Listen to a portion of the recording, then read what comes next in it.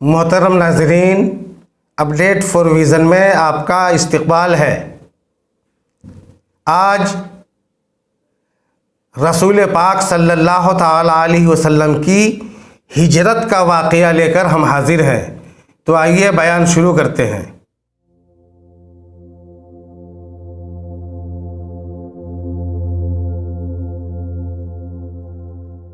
جب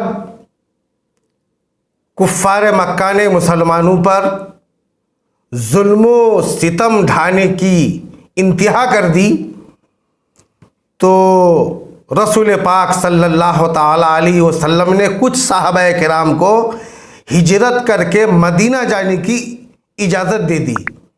صحابہ کرام دھیرے دھیرے مدینہ کی طرف ہجرت کر کے جا رہے تھے۔ کفار و مشرکین مکہ کو جب پتہ چلا کہ لوگ یہاں سے مدینہ کی طرف جا رہے ہیں، تو ان لوگوں نے روک ٹوک شروع کر دی۔ تو اس کے بعد چپکے چپکے کچھ لوگ مدینہ کی طرف جاتے رہے۔ جب مشرکین کو یہ خطرہ محسوس ہوا کہ کہیں یہ لوگ مدینہ جا کر وہاں کے لوگوں کو کلمہ پڑھا کر مسلمان بنا لیں، اور چونکہ جب یہ لوگ جا رہے تھے مسلمان مدینہ شریف، تو وہاں کے انصار ان لوگوں کی مدد کر رہے تھے۔ اس سے خطرہ محسوس ہوا ان لوگوں کو کہ مسلمان وہاں پہنچ کر اپنی تعداد بڑھا لیں گے، اور محمد صلی اللہ تعالی علیہ وسلم بھی ہجرت کر کے مدینہ چلے گئے، اور پھر وہاں مسلمانوں کی تعداد زیادہ کر کے اور پوری فوج تیار کر کے کہیں ہم پر حملہ نہ کر دے، مکہ پر چڑھائی نہ کر دے، اس ڈر سے کفار و مشرکین نے ایک کانفرنس منعقد کی، اور کانفرنس کی جگہ دار الندوہ، پنچایت گھر، اس میں عرب کے بڑے بڑے جتنے قبیلے تھے، ہر قبیلے سے بڑے بڑے لوگ، دانشوران قوم، اور اس کے بعد رؤساء امیر لوگ حاضر ہوئے۔ اس میں ابلیس بھی ایک کمبل اوڑھے ایک بوڑھے کی شکل میں حاضر ہوا۔ لوگوں نے پوچھا آپ کون ہیں؟ تو کہا کہ میں شیخ نجد ہوں، اور آپ لوگ جس بات کے لیے مشورہ کرنے کے لیے اکٹھا ہوئے ہیں اس میں بھی شریک رہوں گا۔ لوگوں نے کہا کہ ٹھیک ہے، بیٹھیے۔ بہرحال میٹنگ شروع ہوئی۔ اس کے بعد رسول پاک صلی اللہ تعالی علیہ وسلم کے خلاف میں وہ لوگ یکے بعد دیگر رائے دینے لگے، مختلف زبانیں، مختلف باتیں۔ ایک شخص نے کہا کہ محمد صلی اللہ تعالی علیہ وسلم کو ہاتھ پیر باندھ کر ایک کمرے میں بند کر دیا جائے، اور ایک سوراخ کے ذریعے ان کو وہیں کھانا پانی پہنچایا جائے۔ ابلیس نے اس رائے کو رد کر دیا۔ پھر ایک شخص نے کہا کہ محمد کو مکہ سے دوسرے شہر میں بھیج دیا جائے، یعنی شہر بدر کر دیا جائے۔ ابلیس نے اس بات کو بھی کاٹ دیا کہ تم لوگ ان کو یہاں سے دوسری جگہ بھیجنے کی بات کر رہے ہو، تم لوگوں کو پتہ نہیں ان کی بولی میں کتنی مٹھاس ہے، وہ جہاں جائیں گے قرآن پڑھ کے سنائیں گے، اور ان کی میٹھی بات کا دیوانہ ہو کر لوگ مسلمان ہوتے چلے جائیں گے۔ پھر وہ اپنی بھاری فوج لے کر تمہارے اوپر حملہ آور ہوں گے، تو اس وقت کیا کرو گے؟ اس بات کو بھی رد کر دیا۔ ابو جہل نے کہا کہ میرے ذہن میں ایک بات آئی ہے۔ سارے لوگوں کے کان کھڑے ہوئے اور توجہ کے ساتھ سنا۔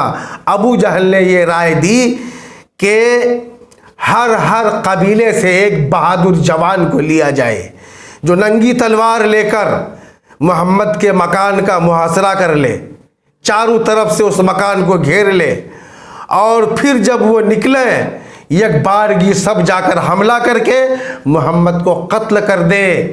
اس سے ہم उनके तबलीग दीन, तबलीग इस्लाम से भी महफूज हो जाएंगे और कुरान की आवाज़ भी हमारे कानों तक नहीं पहुंचेगी।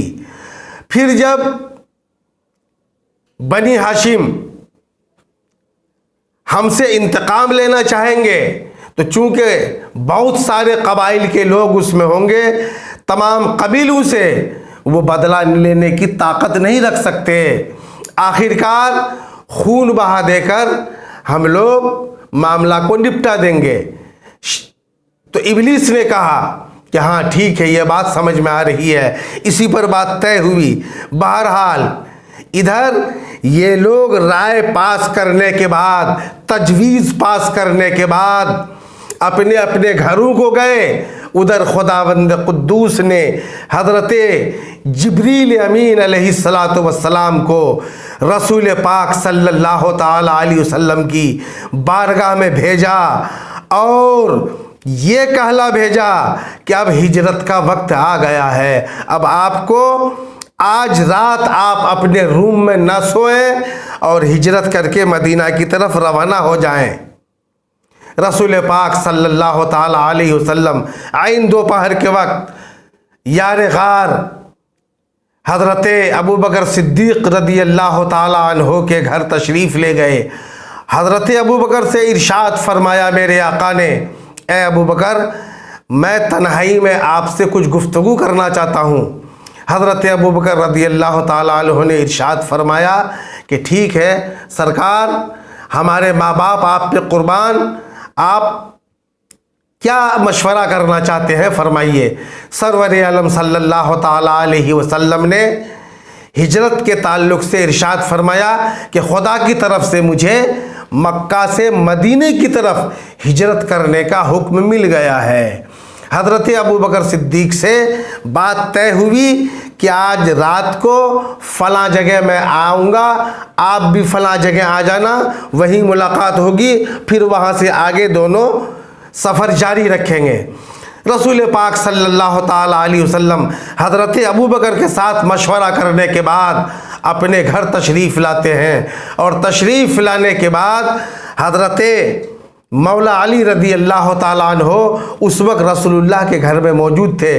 सरकार ने हज़रत अली रदी अल्लाह ताला अन्हो से इरशाद फरमाया, ए अली, आज की रात मैं हिजरत करके मदीने जा रहा हूँ, तुम मेरे बिछोने पर मेरी इस हरी चादर को ओढ़ के सो जाना। हज़रत मौला अली रदी अल्लाह ताला अन्हो तैयार हो जाते हैं। रात तो फ़िक्र की है, रात तो परेशानी की है, रात तो मौत की है, मगर इसके बावजूद मौला अली रदी अल्लाह ताला अन्हो तैयार हो जाते हैं, इसलिए कि सरवर आलम सल्लल्लाहु ताला अलैहि वसल्लम ने इरशाद फरमाया था, ए अली, मैं मदीने आगे जा रहा हूँ, मेरे पास मक्का वालों के बहुत सारे माल बतौर अमानत रखे हुए हैं। कुफ़ार व मुशरिकीन मक्का रसूल पाक सल्लल्लाहु ताला अलैहि वसल्लम का अगरचे कलमा नहीं पढ़ते थे, मगर उनको अमीन और सादिक मानते थे, इसलिए अपना माल बतौर अमानत रसूल पाक सल्लल्लाहु ताला अलैहि वसल्लम के पास रखते थे। बहरकैफ सरकार ने इरशाद फरमाया, ए अली, ये माल फलां का है, ये माल फलां का है, ये माल फलां का है, ये माल फलां का है, जिसका जो माल है कल तुम माल वाले को माल पहुंचा देना, अमानत वाले को अमानत लौटा देना और तुम भी पीछे पीछे मदीने आ जाना। अल्लाहु अकबर।